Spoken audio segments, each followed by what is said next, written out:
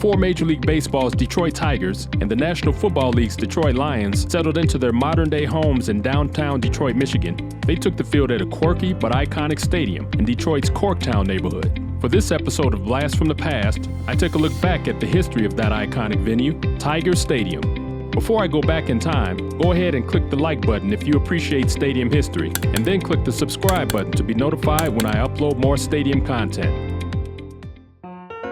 The Detroit Tigers franchise was founded in 1894 as a member of the minor Western Baseball League and started play at Boulevard Park, a small wooden ballpark in the Island View neighborhood. The next year, founding Tigers owner George Vanderbeck purchased the site for a new wooden seat ballpark at the corner of Michigan and Trumbull Avenues and built the 5,000-seat Bennett Park for the start of the 1896 season. The Tigers would eventually become a charter member of the now major American League in 1901, and by 1911, new Tigers owner Frank Navin ordered Bennett Park to be demolished, with the new 23,000-seat steel and concrete stadium to be built on the site. The new Navin Field opened on April 20th, 1912, the same day as Fenway Park in Boston. Shoeless Joe Jackson of the Cleveland Naps scored the first run at the new ballpark. Navin Field originally had covered, single-decked grandstands running along the first and third base lines with open bleachers in right field. The infield grandstands were double-decked for the 1923 season, increasing seating capacity to 30,000. In 1935, new owner Walter Briggs Sr. renamed the ballpark Briggs Stadium and further expanded the stadium for the 1937 season by double-decking the rest of the right field grandstands and bleachers, increasing seating capacity to 36,000. And for the 1938 season, the final major expansion was completed by double-decking the left field grandstands and adding 2 levels of bleachers in left and center field. This completely enclosed the stadium and raised seating capacity to over 52,000. In 1934, the NFL's Portsmouth Spartans were bought by owner George Richards. The team relocated to Detroit and were renamed the Lions. The team played most of its home games, including the nationally televised Thanksgiving Day game that started upon their arrival in Detroit at the fully expanded Briggs Stadium for the 1938 season, after playing all of its first 4 seasons at the University of Detroit Stadium. After one additional full home season at the University of Detroit in 1940 due to a dispute between Lions owner Richards and Tigers owner Briggs, the Lions permanently returned to share Briggs Stadium to play all home games there for the start of the 1941 season. In 1952, Tigers owner Walter Briggs Sr. died, and his son, Walter Briggs Jr., inherited the team. Broadcast media moguls John Fetzer and Frank Knorr bought the team in 1956 when Briggs Jr. was forced to sell the team. Fetzer became full owner of the Tigers in 1961, and immediately after, he renamed the team's ballpark Tiger Stadium. The Tigers and Lions continued to share Tiger Stadium into the 1970s. But on Thanksgiving Day in 1974, the Lions ended their 35-season stay and played their final home game at Tiger Stadium, which they lost 31-27 to the Denver Broncos before 51,157 fans. They will go on to move to a newly constructed dome stadium in suburban Pontiac, Michigan.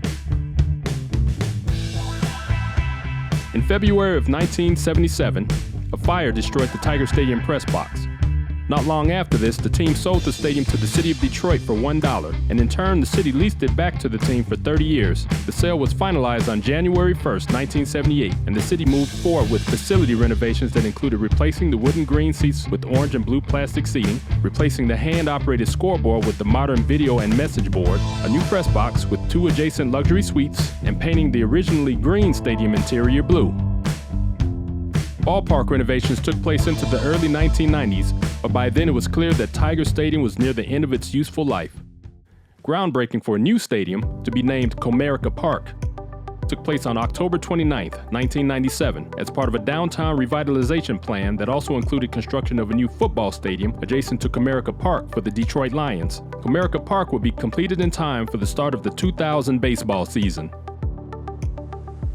The last baseball game played at Tiger Stadium took place on September 27, 1999, an 8-2 victory over the Kansas City Royals, and featured an 8th-inning grand slam hit off the roof by Tiger designated hitter Robert Fick that marked the last major league home run, hit, RBI, and run scored at the stadium. So after 88 seasons at the corner of Michigan and Trumbull, the Tigers' stay there was over. Notable features of Tiger Stadium included a 125-foot tall flagpole situated in play just left of straightaway center field, The 1936 expansion included the upper deck addition over the right field grandstand that extended over the right field fence by 10 feet, creating an overhang that would turn some otherwise high arching outs into home runs. And at the time that it closed in 1999, it was tied with Fenway Park as the oldest stadium in Major League Baseball. Notable moments at Tiger Stadium include New York Yankee Babe Ruth hitting his 700th career home run off Tigers pitcher Tommy Bridges on July 13, 1934. The Tigers earned World Series victories there in 1935, 1945, 1968, and the last by the team to date in 1984, with 2 additional appearances in 1934 and 1940. The last scoreless tie of an NFL game between the Detroit Lions and New York Giants was played there on November 7, 1943. The Lions participated in 4 NFL championships in the 1950s, all against the Cleveland Browns. They won 3 of those games, with the latest victory and last NFL championship won by the Lions to date taking place on December 29, 1957 in Briggs Stadium, a 59-14 demolition in front of a packed house of 55,263 fans.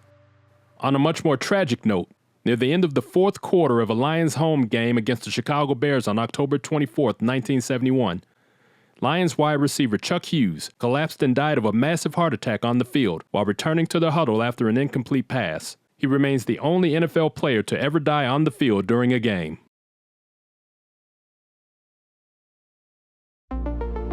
Tiger Stadium would sit abandoned and unused outside of a few special events, and by 2007, after attempts to preserve the stadium by supporters, the Detroit City Council voted to demolish the stadium. Demolition started on June 30, 2008. And after a hiatus to consider preservation of some portions of the stadium, demolition was completed on September 21, 2009. With no immediate plans for developing the site, it sat vacant and unused for years, with only the occasional group of stadium fans breaching the property fencing to maintain the old grass field. In late 2014, a redevelopment plan for the site and the surrounding area was finally approved. The plan included the restoration of the Tiger Stadium field to its original dimensions and configuration, used by local youth sports leagues. The field would be maintained by the Detroit Police Athletic League, who would have their new headquarters on the western perimeter of the site along Corcoran Street as part of the redevelopment plan. The development of residential and commercial properties along both Michigan and Trumbull Avenues was also a key component of the redevelopment. In March of 2018, the Detroit Police Athletic League celebrated the grand opening of its headquarters and the restored field, which was officially named the Willie Horton Field of Dreams at the Corner Ballpark. I was fortunate to have attended a game at Tiger Stadium back in 1994 and was curious to come back and check out the redeveloped site for myself.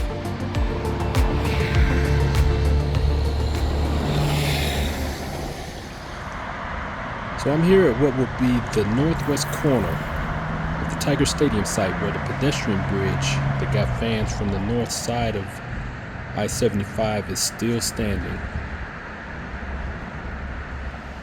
There's also a new residential complex here called Left Field Apartments that was part of the redevelopment of the site.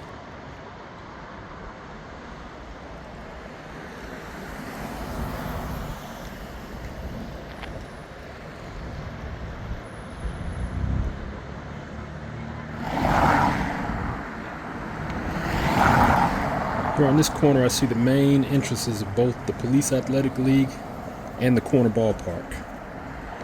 And across the street on the south side of Michigan Avenue is a very nice and sizable commercial and residential complex. I've worked my way east on Michigan Avenue to Trumbull Avenue, to what was called the Corner, which looks now to be filled with even more mixed-use properties.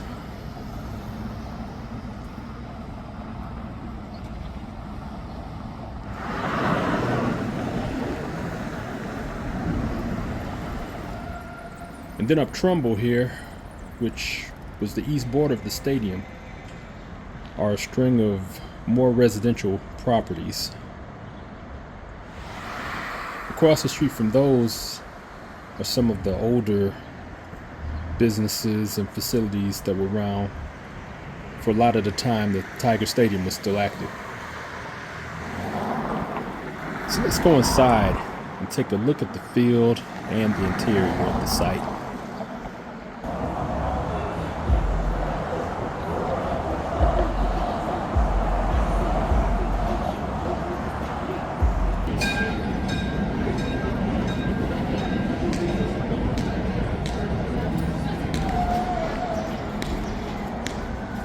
It's good to see the mission of the redevelopment project literally play right out in front of me.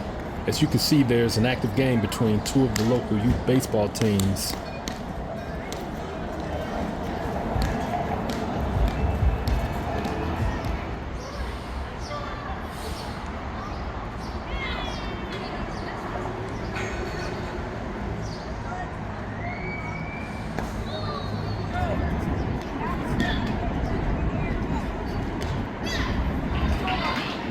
The center field flagpole from Tiger Stadium was preserved and reinstalled at its original location.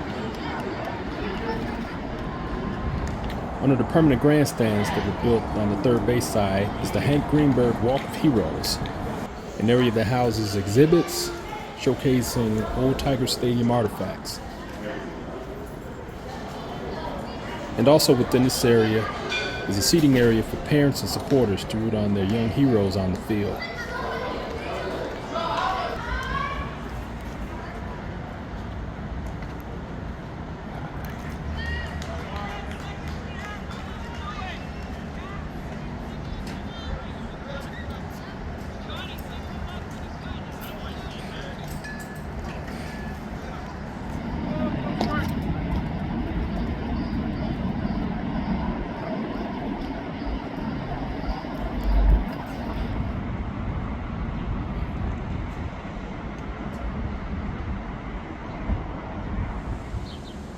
Here beyond the right field fence at the corner is parking for residents and patrons of the mixed-use facility on Michigan Avenue.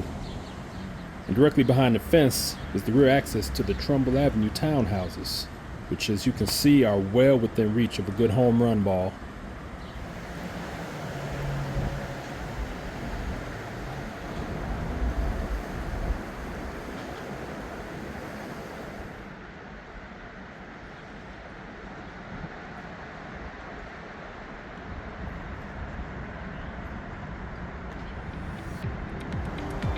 Out beyond the left center field fence is another nice group of residential units.